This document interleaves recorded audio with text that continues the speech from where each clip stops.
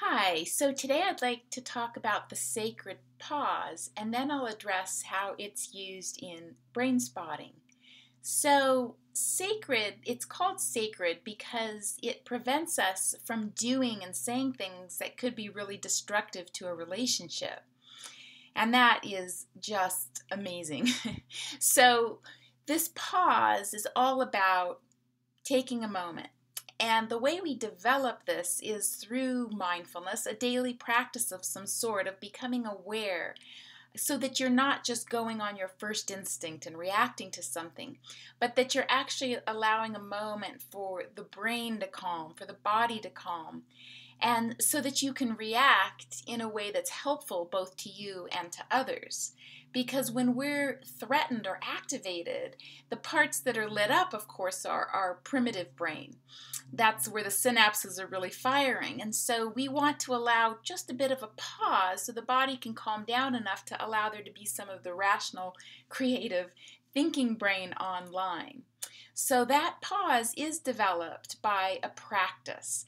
So in brain spotting, both the client and the therapist take a pause. The therapist pauses before saying something because a client might be in deep processing and we don't want to interrupt that processing. So that's where we have the opportunity to pause before we speak. We can always speak at the end of the session if we feel like something's still important. But to interrupt at the wrong moment is not really helpful to the client. The client takes the pause as they notice they're just going back to their mind, because the mind tends to want to take over and fix things and control things, and this is where kind of the root of anxiety comes in. So we want to be able to come back to the body, and that's where the client goes, wait a minute, what's going on in my body? If we're not, asking them what's happening in your body, what's happening in emotion, which are interchangeable in brain spotting, but we teach them to do that so that they notice, whoa, my mind's taking over and I'm just thinking and I'm no longer embodied. So this wonderful sacred pause just allows us to come back to the body. The body allows us to be present time.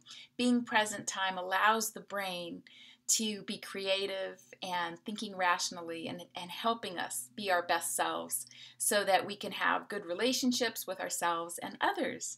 So hopefully this has been insightful for you. Subscribe to my channel if you're interested in getting some calming tools and visualizations, and take good care.